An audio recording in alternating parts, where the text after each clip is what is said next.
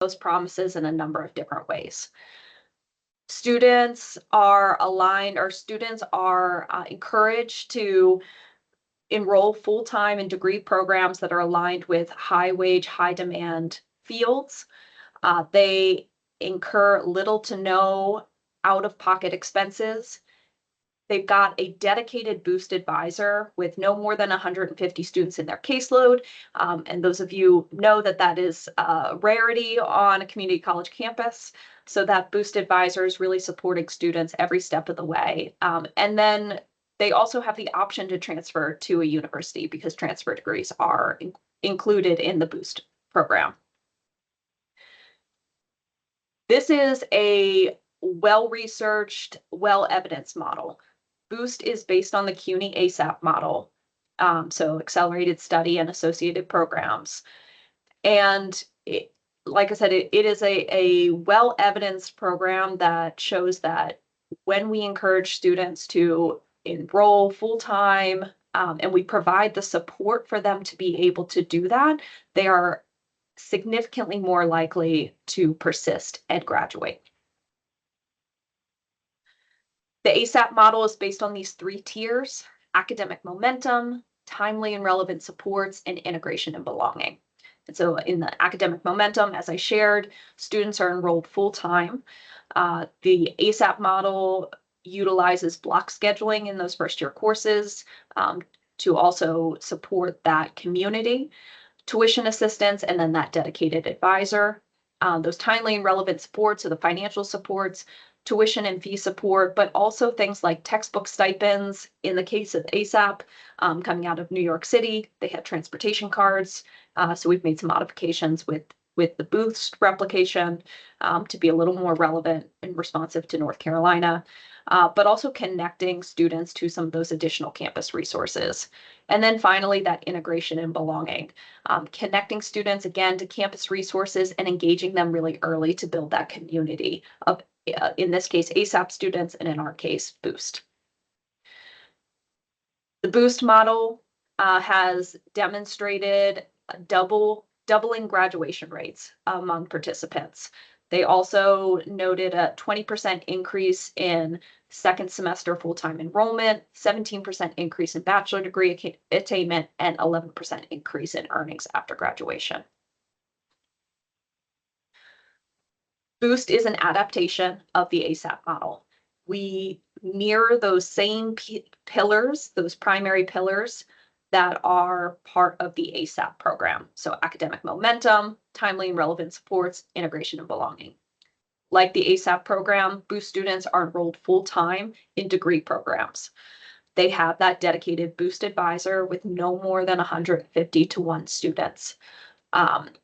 And they are really there to not only provide academic advising, but really that wraparound support that we know that students need. So connecting them directly with resources that are on campus or in the community that can address some of those challenges outside of the classroom or even within the classroom. So it could be tutoring. Timely and relevant support. So in order to qualify for Boost, students need to qualify for Next NC or Pell. So their tuition and fees should, in most cases, be fully covered. Students also receive a textbook stipend of $600 per year and a monthly stipend of $100 per month, which encourages them to continue to connect and meet with their Boost advisor. Textbook stipend, I will say, is a broad term. So we think about textbook stipend as textbook and supplies, because we know for some of our students, they're not using physical textbooks or even electronic textbooks. They may be using other sort of supplies to be successful in the classroom. And then finally, that integration and belonging. Our Boost campuses are really intentional about building that community among Boost students. So not only are they connected to their Boost advisor and their Boost director, but they have other Boost students who are part of their network to encourage them in those times in the semester where the coursework becomes challenging, or maybe they get a grade back that they were it wasn't what they wanted, or life happens, right? They've now got a network of people to say, hey, we're doing this together. Eligibility for students. Students need to be receiving in-state tuition or eligible for in-state tuition. And so that also includes our veteran students. They need to have a high school diploma or high school equivalency at the time of program entry. They need to be receiving Next NC or Pell Grant. For credits, we're looking to target students who are still early in their college careers because we want to be able to demonstrate that we're supporting students through graduation, but we're not catching them at the end. So as students enter, they should have no more than 24 program applicable college credits. And colleges have a little bit of flexibility in determining whether something is a program applicable college credit. They also need to complete these gateway college level math and English requirements in the first year to keep them on target to graduate within 3 years. Students need to be enrolled in an eligible degree program. And I'll talk about that a little bit more in the next slide, but these are associate degree programs that are aligned with Propel NC. And then finally, they need to attempt at least 24 credit hours per year to stay on target to graduate within 3 years. The Propel NC pathways that are the Boost designated degree pathways. These could include high demand pathways in biotechnology, healthcare, engineering, advanced manufacturing, information technology, and our transfer degrees.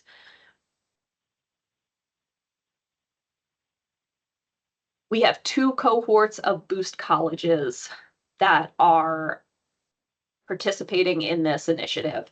Our first cohort of colleges started this fall. We have Alamance, Cape Fear, Caldwell Community College and Technical Institute, Cleveland Community College, Central Piedmont, Forsyth Tech, Johnston, and Wake Tech. So if you're from any of those schools, if you want to give yourself a little shout out that you're part of the first round of Boost. And then starting in fall of 2026, we will bring on board Central Carolina, Bladen, Robinson, Sampson, Isothermal, McDowell Tech, and Western Piedmont. And you'll see that some of these colleges are color coded, and that is to indicate our consortium programs. And so in our first cohort, Caldwell and Cleveland are operating as a consortium, which means that they share a director and they pool resources. And this was done to really support our smaller and more rural campuses to be able to participate in this initiative. And so their enrollment targets look a little bit different. We have 2 consortia that will be participating in cohort 2, Bladen, Robinson, Sampson, and then Isothermal, McDowell Tech, and Western Piedmont. And again, those colleges are coming on board in fall of 2026. All of these campuses will support their Boost programs for the next 5 years. And so cohort 1 is not done after this year. They will continue to recruit 3 cohorts of students and even more with additional funding, and then follow those students through to graduation. Same thing with cohort 2.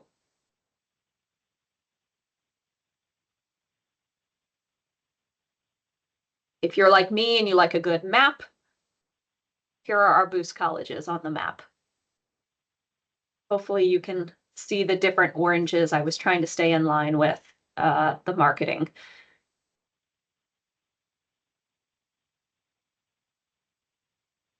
And just in summary, Boost is meant to provide that faster path forward. The goal is that our students are graduating with a degree in under 3 years, and that they're receiving support to keep them on track to do that. They're receiving those tuition and fees, or tuition and fees are being covered through state and federal aid. We're aligning it with really the economic needs that are in the state. And so encouraging students who are in these high demand, high wage fields to be earning their degrees.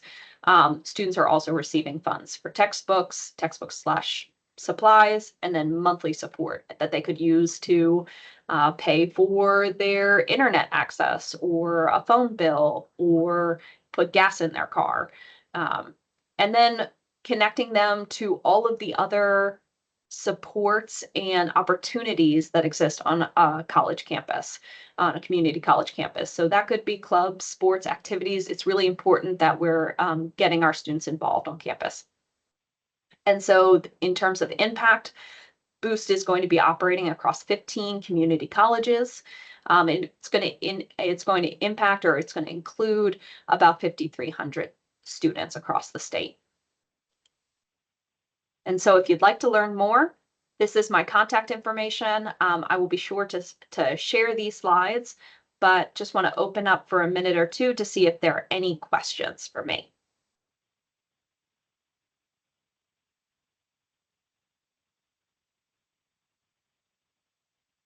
I do encourage you all to not be shy. If you have any questions about the Boost program, please, please, please take this opportunity to ask Dr. Dattilo. If you don't have it, if you have any later, just reach out to her. She does have her email address here, and she is located here at the system office. There is a question in the chat.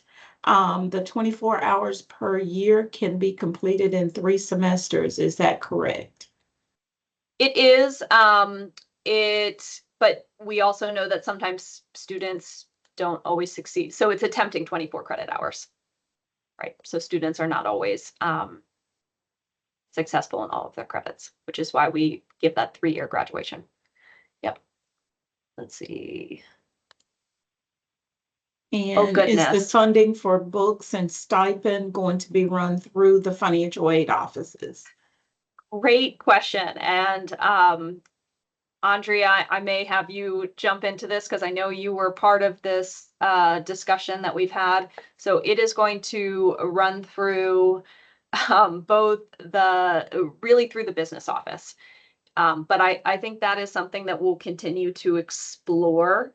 It's financial aid and financial aid. So Andrea, I don't know if you want to jump in on that. Yeah, so we're doing the stipend or the incentive. Let's get away from that word. The incentive is being processed as a cash payment directly through the business office. So you would only have to list it on your aid accounts for tracking purposes. And then the book stipend is coming through the financial aid office. So we are setting that up as a Destination 7. And the catch with that is so that you can, because they would like for you to use this at the beginning before other sources of aid, if at all possible. So you would need to change that, your Destination 7 XMIT excess to yes, so that you can run those bookstore charges through, and then you would need to take that yes off before you run FATRs for other things, just so that you don't pick up any additional charge that's sitting on their account, if that makes any sense. So for folks that are processing that, we can always kind of help guide you through that on the back end as needed. But as far as the incentive payment goes, those are going directly through the business office, and you will only be listing those in aid for tracking purposes. Thank you, Andrea. Thank you, Andrea.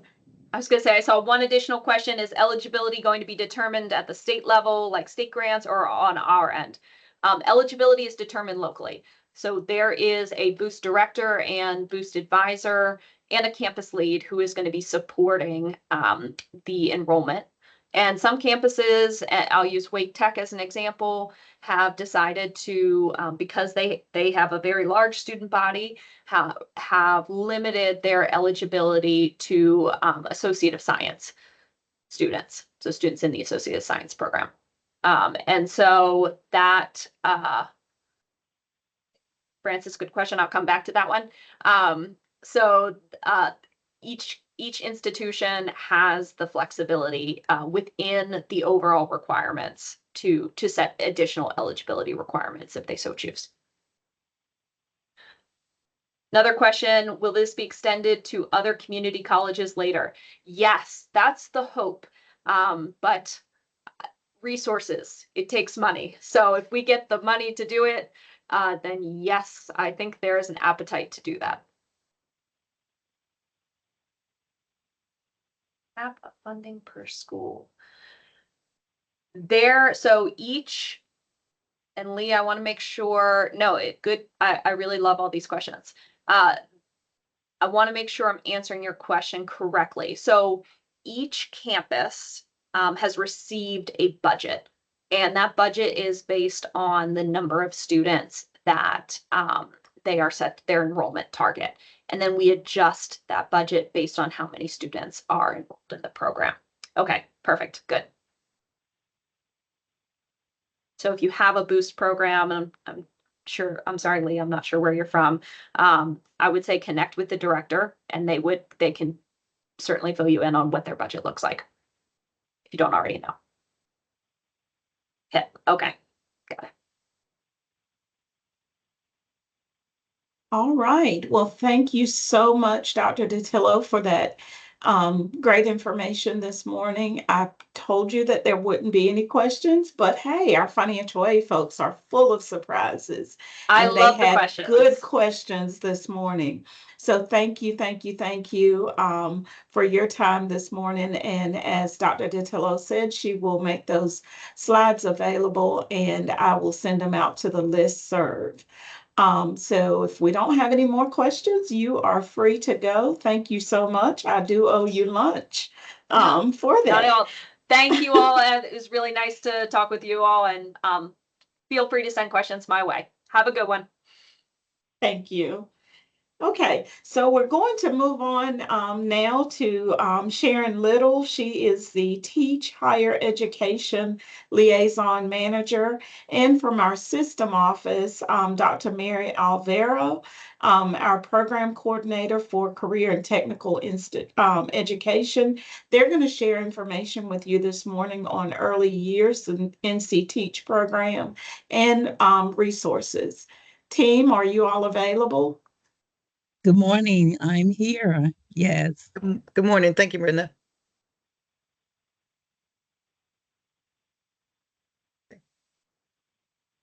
Thank you so much, Brenda, for inviting us this morning. Again, my name is Sharon Little, and I'm the Higher Education Liaison with Teach Early Childhood North Carolina, and we're under early years. We are formerly Child Care Services Association.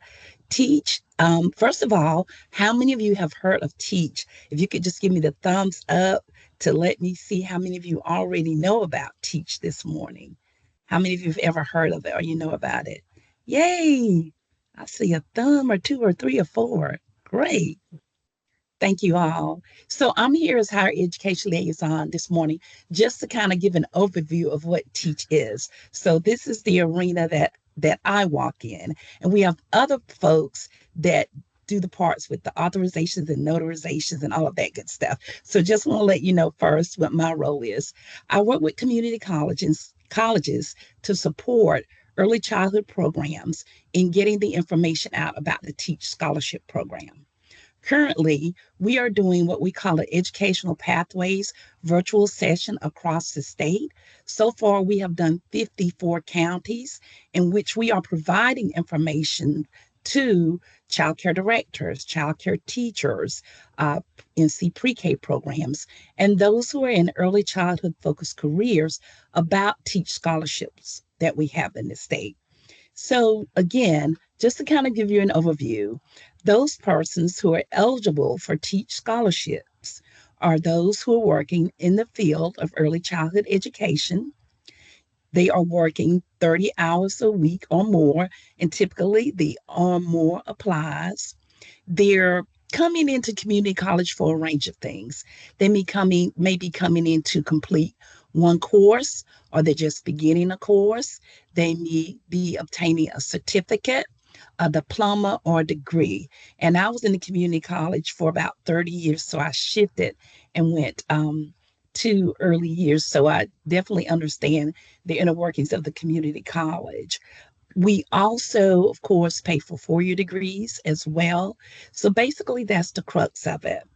But when it comes to financial aid and scholarships, a couple of things is that Teach can be, we may call it braided or blended with other scholarships. So those who receive Pell funding can also receive Teach, or if you have other type of scholarships for early childhood students, they can receive Teach scholarship as well. And we do know that most of the Teach scholarships do have stipends attached to them as well. Again, sometimes we run across students who have maxed out of their financial aid and they can no longer receive Pell. So Teach is a good support for them as well. So basically, those are just some of the few things that I'd like to pinpoint. And of course, they don't have to fill out the FAFSA form as well. There are forms that they have to complete to get to our Teach counselors. The good news is, and some of you probably already know this, that the processing time for a completed Teach application packet is only 2 weeks. So when students submit a complete packet, they can get an answer back in 2 weeks. However, if that packet is not complete and a scholarship specialist does contact the student to let them know if anything's missing, that may prolong the time in which they would get an answer back from Teach. So I wanted to be able to let you all know that as well. The other thing that I'd like to recommend, if you haven't done so already, is to talk with your early childhood program lead or your lead faculty to kind of see where their students are at and their need for Teach as well. I also can send a flyer to Brenda to get to you all about Teach if you would like. And if you have specific questions, I would be glad to connect you with, if it's an authorization question, I can connect you with someone there. But if it's a specific higher ed question, I will be glad to answer that as well. So yes, I hear you, Mr. Lee. I will send that flyer. I will send that to Brenda to get out to you all. So basically, in a nutshell, I know that you all are on a tight time schedule. That's all the things that I have. But if anyone has any questions, please feel free to ask at this time that I make an answer for you. And if I can't answer it, I will definitely get you to the correct person within the organization that can. While we're waiting on questions, can I just want to add just a little bit to that. Teach has different types of scholarships. I know there's some people think that Teach still has that one scholarship that they used to have that required significant input from the employer. There are multiple types of scholarships now that have different requirements. But also early years, they're responsible for the awards and wages programs. And so for wages, anyone that works in early childhood and they complete so many credit hours, they get stipends after so many credit hours. Awards, and now wages is in all 100 counties. Awards is for those teachers that are teaching the infant toddler classrooms. So that's connected with early years as well. As they complete a certain amount of credits, they can get stipends. And we all know that compensation in early childhood is low, but those stipends do help with that. So if they move on with their education, they can get their education paid for, but also get stipends. And just to put a little context in who they serve in our community college system, the last time we looked, which was last semester, I think, there were around 1,700 students currently receiving Teach scholarships, and they do have a room for more. And so I just want to let you know that it is being utilized, and their contract has been renewed for 3 more years just recently. So just let you know. And the other thing is, I just put in the chat box the link that those folks who are interested in getting scholarships can click on to get the information. There's now like a menu where they ask certain questions. And by the time they ask those questions, it links them to the scholarships possibilities that are there for them. That makes it easier. And I'd like to circle back on what Mary was just talking about. You may hear some students tell you that they're receiving infant toddler bonus awards money, and that's for those teachers of children ages birth through 2. That money is available until December of this year. So they may come tell you my awards money is getting ready to run out, my bonus awards. So there is going to be a revision to that program. So they will get funding until December. But after that, because a new proposal has gone out, there will be another model. And then with the wages program, wages is in some counties. So some of you may be in counties where students do get wages, and that links your education and your compensation. That's why it's so important for our workforce to continue with their college education. But all counties don't have wages. So you might I'm get the sorry. question is, no, that's okay, Mary. You might get the question that a neighboring county that's near you, well, they've got wages. Can't y'all do something about it? The answer is no, you can't, and nor can we. But wages is a program that's served on a county by county basis that the Partnerships for Children do. And some have the funding and some do not. So we want to let you all know that too, and just in case you get those questions. And also, it's very important for students to report any changes to their scholarship specialist. So if anything changes, they really need to let them know. And most importantly, there is no income cap on Teach. So a student can apply regardless of their income, but they will, of course, have to send employment verification.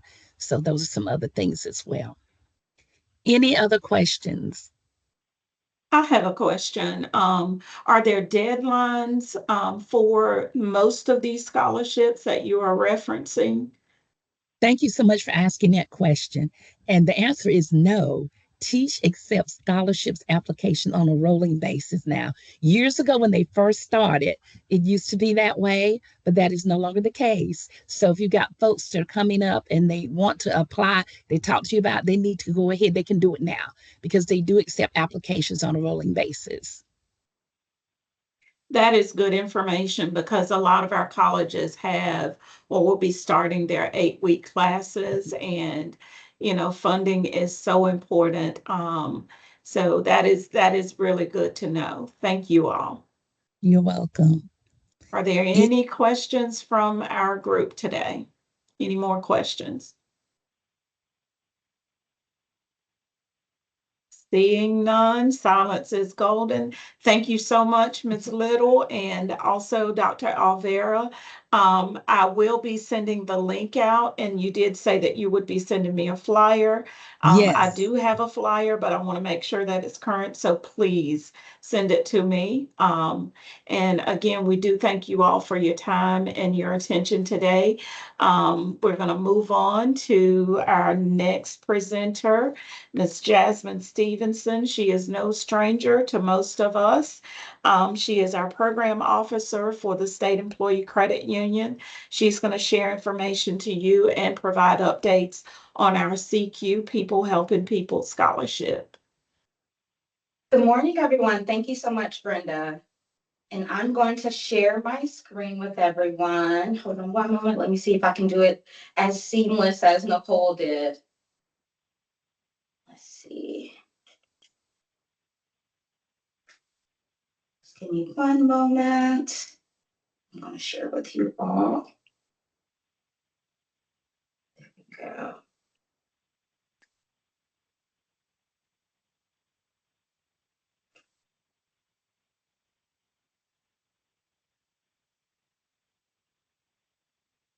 And can everyone see my slides? Yes. Perfect. Thank you so much. Again, I appreciate you all's time today. I'm with the SECU Foundation. My name is Jasmine Stevenson. I'm the program officer here with the foundation. I'm going to do a bit of review for our new folks.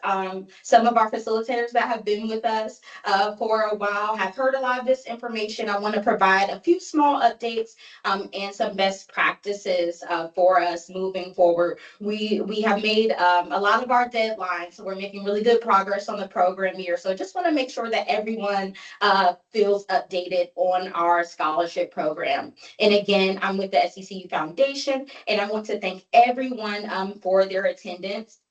Welcome again to all of our new facilitators that are going to be working with the SECU Foundation.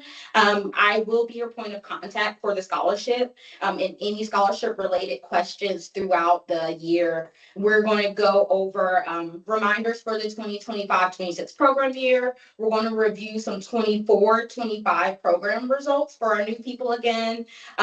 Progress for our current aid year, best practices, and we'll always continue to provide updates and reminders for you all in collaboration with Brenda and everyone at the system office, so everyone feels comfortable with our scholarship program. If there are any questions during the presentation, just hop in the comments, but my contact information will be provided at the end if you do not have my email. But most of you probably see me email you often, so I appreciate you all. All right, our 25-26 reminders. This is a bit of a refresher, something new for our new people. So the SECU People Helping People Community College Scholarship is valued at $5,000 and is awarded over 4 consecutive semesters to pay for tuition fees, course supplies, and transportation. So this scholarship is not just tied down to tuition and fees. If a student has an overage, they are able to use any overage funds towards their books, courses, transportation. So there are not any barriers surrounding that. A single $5,000 award cannot be split up between students, nor can any unused funds be transferred to another student. So if a student becomes ineligible for any reason, we could not transfer their payment to another student. The SECU Foundation will be distributing a total of 116 scholarships for the 2025 award year. It's really 117 because we do allow the National Guard to nominate one student. This year, that student is attending Sandhills Community College. And again, the scholarship is payable at $1,250 per semester for 4 consecutive semesters. That does include summer. So if you have a student that will be enrolled for the summer semester and that they will be enrolled full time, just reach out to us. I'll send you an updated roster, which we'll go over in the next few slides, but we'll just make sure that they are eligible for that summer payment and it would just count towards their 4. The scholarship is to be awarded to students who are either high school graduates or students who have completed the GED program. Again, they need to be full-time enrolled, and this program is available at all 58 North Carolina community colleges. I did notice within the last 8 years or so, it's come to our attention that there has been some confusion surrounding that specific requirement. And I just do want to reiterate that student can be either fresh out of high school or they could be an adult learner. We only require that a student is in need of 4 semester payments so that the funding may be utilized. So if you all are having any issues with application rates, please ensure that you are opening it up to not just your early college students or your students that just graduated high school, but make sure that we are opening it up to our adult learner as well. Another thing that I've noticed that has come up is our residency requirements. Please remember that for the SECU Foundation Scholarship, that students must be a North Carolina resident. However, United States citizenship is not a requirement for our scholarship. That was a requirement several years ago. When I came to the team, we chatted about it and we were able to kind of make that update. The U.S. citizenship we found was creating a barrier for a lot of our applicants, mainly our military-based students or even our DACA students. So we don't want the foundation scholarship to be a barrier for any of our North Carolina residents. So as long as they have North Carolina residency, you may move forward with them. We do not require that you all run RDS for students. I know that for most of our associate degree students, because they are in curriculum-based programs that you all typically already run RDS for them to ensure that they are charged in state tuition. However, we do not require that if they haven't already gotten RDS. Just please ensure that they have a North Carolina address on file. Students must be enrolled in an associate degree, diploma, or certificate program. And while certificate and diploma programs are allowed, the SCCU Foundation is currently unable to transfer any unused funds to another student if a recipient completes their program early. So we know that our diploma and our certificate program students typically do not need 4 semesters. We don't want to exclude those students. However, we do ask that for our funding purposes, that you do give preference to our students who are seeking associate's degree programs. That way we can maximize the funding. If you have any questions about that as you're going through applications next fall, just reach out to me and we can talk it through. Of course, we want our students to have a minimum GPA of 2.5 or higher. Each community college scholarship selection committee will make the decision and award 2 students per community college. The SCCU Foundation also asks that preference be given to students who have identified a financial need through the submission of FAFSA. The foundation, however, we do not ask for a copy of their ICERs or their, we don't need EFT numbers. We just want you all as facilitators to ensure that the student is displaying some sort of financial need on their application. Jasmine, I'm sorry to interrupt you, but your slides are not progressing. Can you change those for us? Oh, I haven't switched slides yet. No. Does it say 25, 26 reminders for you? Yeah, you're currently on your first slide. Yeah, we And just see your since you were header. flowing so smoothly, I was gonna ask at the end that if you wouldn't mind just sharing the slides with us. Absolutely, my And then apologies. our group can follow along with the recording. Okay, perfect. Sorry, guys. On my Thank side, I you. was on our reminders. Has it changed? No, it's No. still the first slide. Okay. I'll make sure that you all get these slides. My apologies. Thank you. Absolutely. Yes, so just to pick up on our reminders, we want you to give preference to students with financial need, preference to students whose parents or guardians, family members are public sector employees. We want our students to demonstrate leadership, excellence of character, integrity, and community involvement. They are able to share those experiences with us on the shorthand questions on our application. And the most important requirement I'd say to remember is that SCCU membership is not a requirement for the community college scholarship.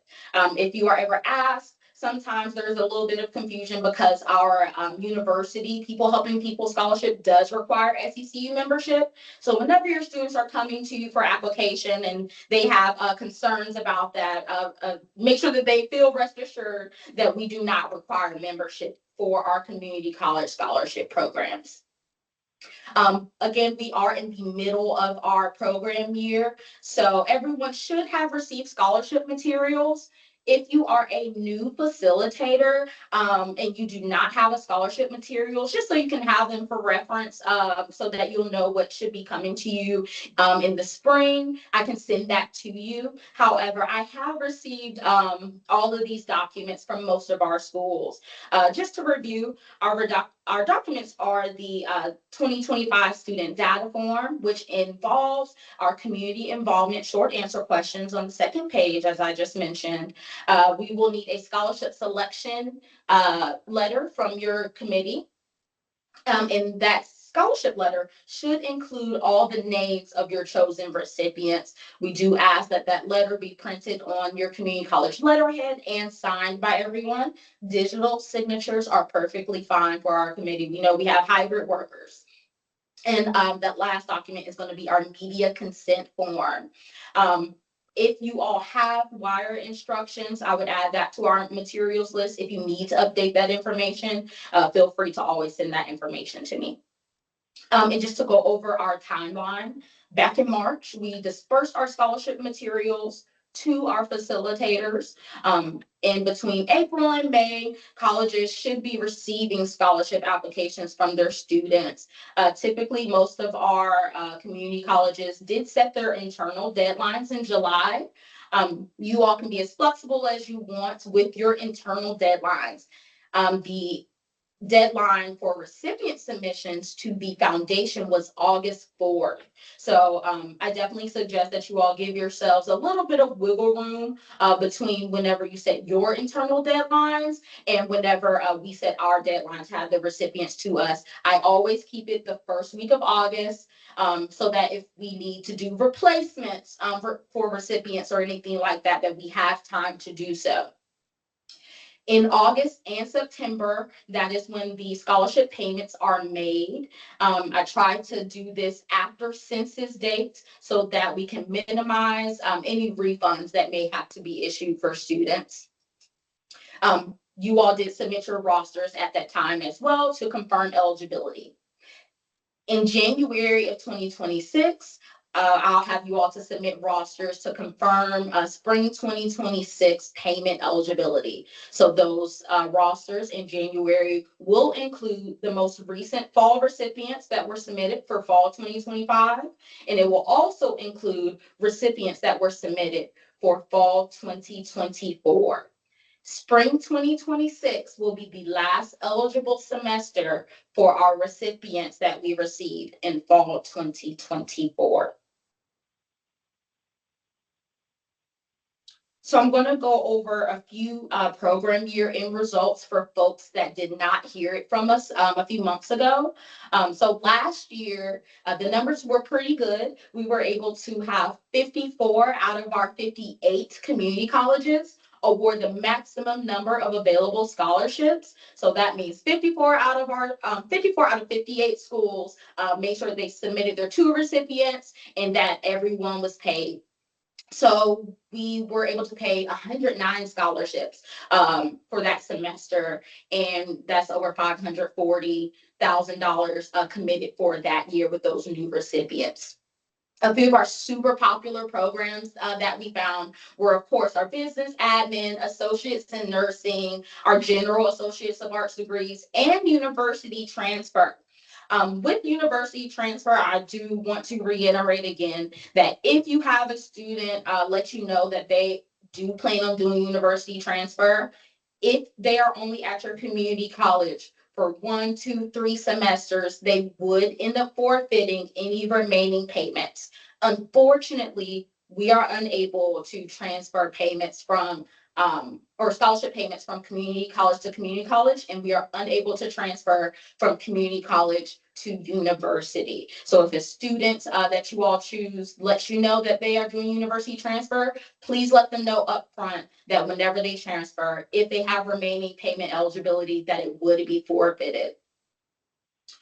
For our 2025-26 program, of course, our recipient submission deadline was August 4th, as we just mentioned. As of right now, again, we're pretty on par from last year. We have received 2 recipients from each school, 54 out of our 58 schools. So I'm still going to be working with our remaining community colleges that have not submitted any recipients. You may see some communication from myself as well as Brenda Burgess to make sure that you all are receiving applicants. If there are any barriers that have not been addressed and you all need us to come table to get more applicants, we are very flexible about doing that. Right now, we're in the beginning of October.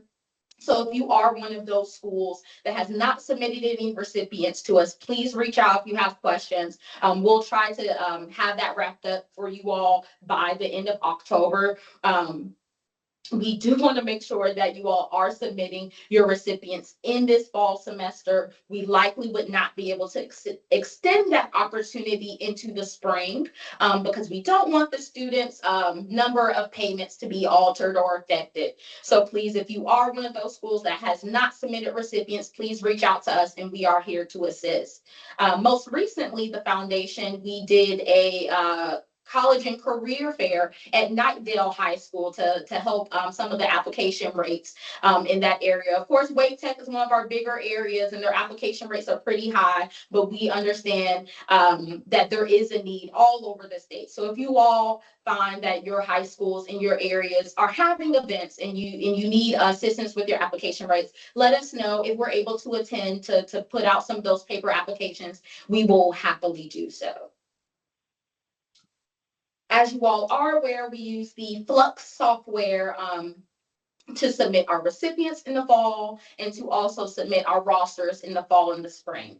There have not been any major Flux updates for this program year, but I did want to give you all a heads up that whenever you submit your recipient information in Flux, there has been one demographic question that we've added. Pretty easy. I'm sure that whenever you all pull up your students in Colleague to look at their enrollment, this information is typically on that home screen as well, but we are asking for you all to provide us with their secondary education credential. Because high school diploma and or GED is a requirement for the scholarship, we're just simply asking for you to let us know which credential did this student earn. That way, whenever we're going to our board in April every year, we're able to at least let them know, hey, this is what the numbers look like for our scholarship recipients.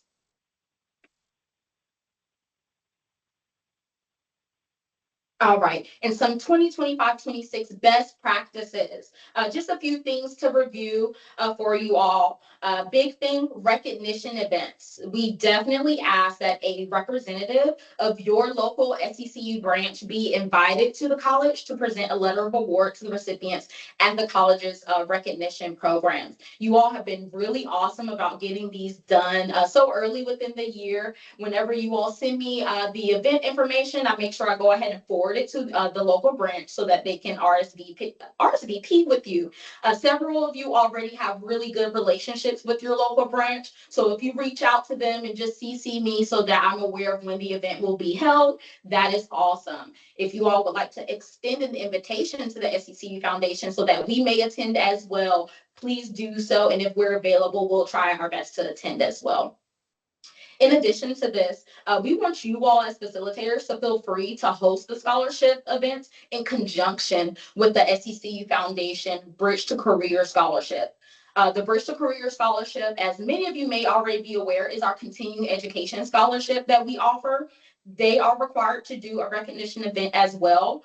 If you all want to put heads together and do one large event, please feel free to do that. I know some colleges do opt to do separate scholarship events for your continuing education and your curriculum programs. But if it would be easier or more cost efficient or time efficient for you all to join them for an event, then that is perfectly fine as well. We just ask that you let us know so that we can inform the local branch of exactly which scholarship program will be recognized.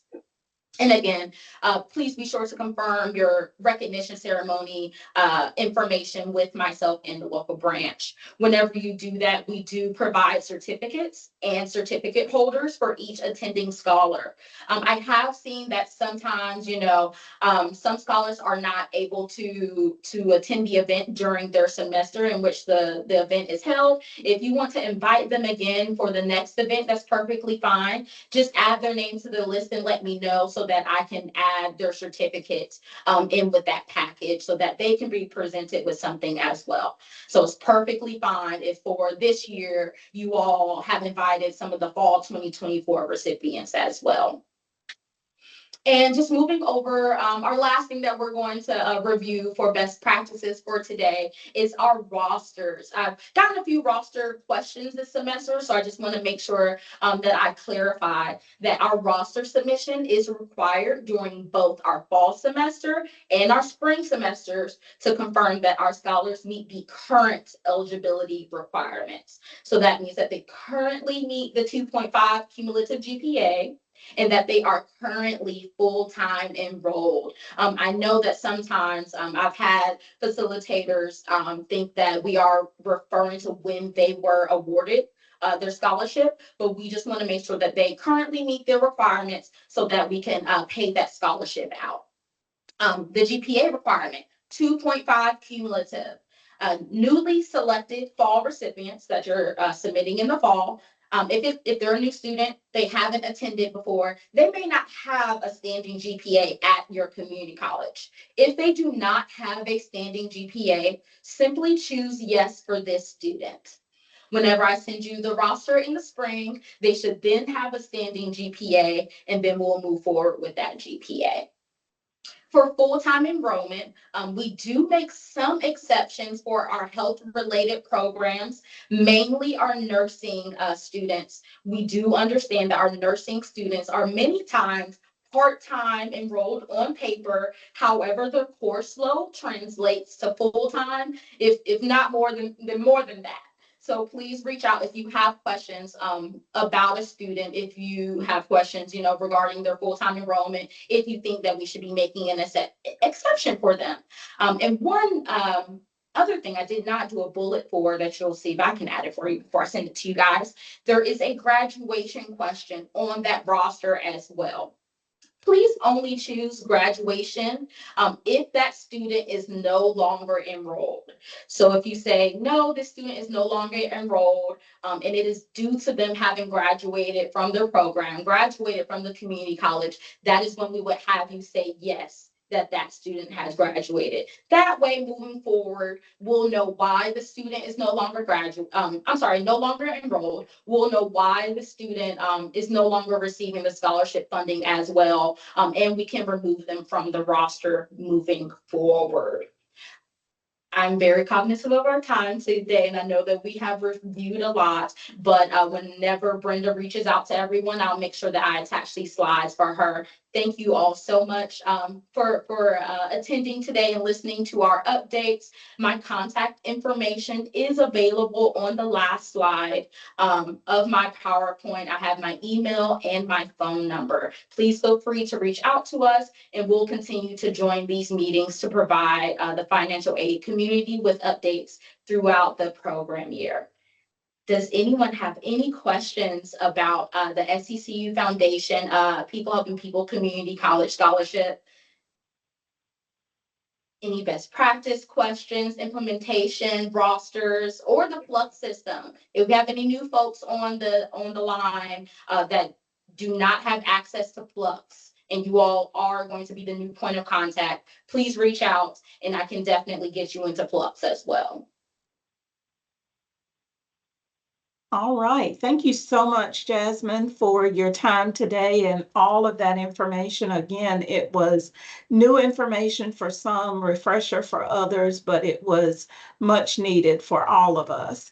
And in respect of your time, I don't see.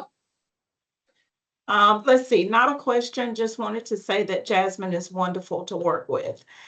Thank you. Great compliment. So for the financial aid community, in respect of your time, just a couple of things from me at the system office is I don't want you all to forget about Workforce Pell. It is the hot topic everywhere across the state, at the federal level. Lots of information about it. There is a negotiated rulemaking meeting that's coming up in December and/or January. So what we're thinking, it may be postponed, we're not sure, but currently it is set to go into action July 1st of 2026. There's no workflow, no patches, no real information other than what you all have been seeing and what was provided to you all from NASFA and other organizations. But I do want to assure you that the system office has various teams at various levels that are actually checking into this and have already got the wheels in motion to be prepared for this happening. Again, it is a very large project. I know that there are multiple departments working on it. However, if you all have any in the weeds questions, please send those to me and I will make sure that they are routed to the appropriate areas here at the system office. Another reminder, targeted assistance and less than half-time funding has been sent to the colleges. I have confirmed that with our finance team. So you all may want to check with your finance and/or business offices just to make sure so that you can go ahead and make those awards to students and not wait until the last minute. You've also received your child care grant allocations. And just a reminder that colleges should align the child care grant programs based on your institution and the needs of the students. We at the system office do not provide the drop dead guidance on how your institutions should best make those grant awards to students. Do want to remind you that, payment can be made to a student parent as a form of reimbursement for any out-of-pocket expenses. I know that this was a back and forth last year. We did not get it in the allocation memo that went out to you all, but you can make this part of your practice. And last but not least, I did send you all the workforce continuing education credentials list. That was the latest as of September of 2025. According to that list, there were some courses that you all may have had some questions about. Just want to let you know that all courses that are connected to any approved apprenticeship program are approved and eligible for the Golden Leaf Scholarship. Any programs that you all have questions about that are not listed on the credentials list and you think that they should be, please forward your request to Dr. Andrew Gardner. He's the Associate Vice President of Workforce Strategies and Workforce Continuing Education. And if it's not on the list, I promise you he will make it. He will make it happen. Another thing to point out to you all regarding continuing education and Golden Leaf is that we removed this year the 96 hours or more and leading to a state or industry recognized credential. So with that being removed for 2025-26 going forward, a CE student can be enrolled in a course that trains towards credentials and again be listed on that credentials list. If it's not on the list, you want your students to be eligible, please reach out to Dr. Gardner. Last but not least, and I think you all will jump and shout for this, so I want you to just kind of grab your seats. A few, excuse me, weeks ago, I met with our review team. I asked you all to provide me with anything that you thought that we could do better, anything that, would be beneficial to you all. And I know that you all were in the middle of reporting and just had a whole lot going on. So your review team, they are the most honest, the most transparent. They shared with me a lot of the reporting that is required for Golden Leaf. Some things are within my control and some things are not. So when I went back and thought about what they had said, I was like, what can I do to make this Golden Leaf reporting less cumbersome? So grab your seats. I know that we ask you all for lots of reports. You're sending your reimbursement requests. We want you all to continue to do that.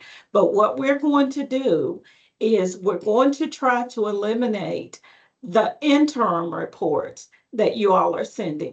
We're going to start with the fall interim report. So you're not going to have to send that to us in January. So take that off your calendars. I am going to put this in writing, so you will have it, and you can mark that off your template as well. I'm seeing woohoo already. But, just want you to know that this is a trial, so it's going to be dependent upon you all making sure that you are requesting the monies that you have already reimbursed the students. And we're going to begin relying on our data warehouse, the information that comes to us on a nightly basis. Oh, I'm seeing so many cheers. I knew you all would want to hear this. So again, we're going to start with the fall interim. If that one goes well, you'll get an announcement from us asking you all not to just forget about the spring interim report. And if that goes well, you won't have to do the final cumulative, because we'll be dependent upon your information that is being uploaded into our data warehouse on a nightly basis. So I do want to thank you all for your time today, for your attention.